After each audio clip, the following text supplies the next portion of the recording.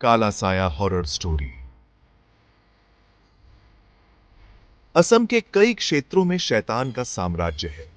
वहां ज्यादातर लोगों को धोखे से मारकर जंगलों और तालाबों में फेंक दिया जाता है। घरों के नीचे डीएफएन लोगों की आत्माएं अक्सर भटकती रहती है और कमजोर लोगों के शरीर पर कब्जा कर लेती है। कुछ ऐसा ही भयानक अनुभव मेरी मौसी के साथ हुआ। यह बात तब की है जब मेरी मौसी को बेटा पैदा हुआ था और प्रसव के बाद उनका शरीर काफी दुर्बल और कमजोर हो गया था। उन दिनों प्रसव घर में किया जाता था। घरेलू इलाजों को औरतों के प्रसव के लिए इस्तेमाल किया जाता। मेरी मौसी प्रसव के बाद आराम कर रही थी और उनके नवजात बच्चे को मेरी नानी नहलाने दूसरे कमरे में ले गए।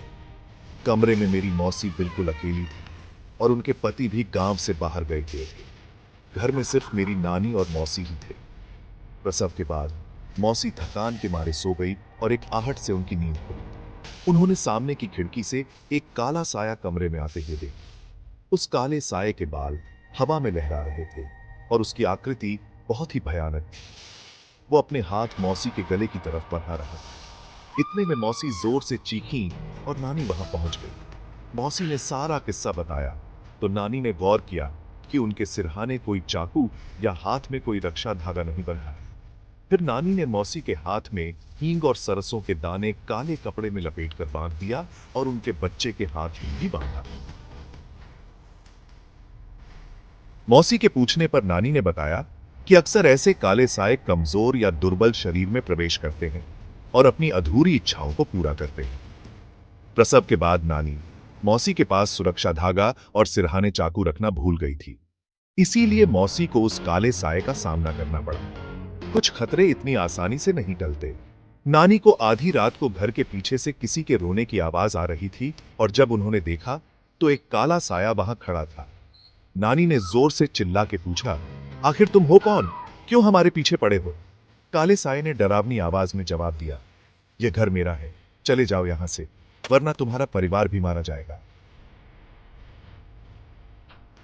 नानी उस वाक्य से बहुत डर गई थी क्योंकि अब घर में एक नवजात बच्चे को भी उस काले साये से खतरा था।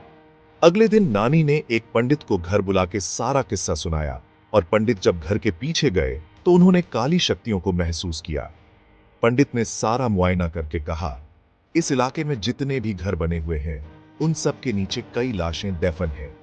यह इलाका पहले घना जंगल हुआ करता था और फिर यहां धीरे धीरे लोग घर बनवाने लगे। इस घर का भी कोई ऐसा ही राज होगा जो आपको जीने नहीं देगा।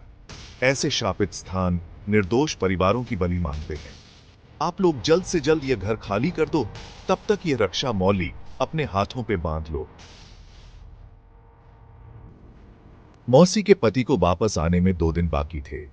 बिना वक्त गवाए मेरी नानी और मौसी अपना सामान बांधकर दूसरे गांव चले गए और मौसी ने अपने पति को भी खत लिखकर सूचित कर दिया।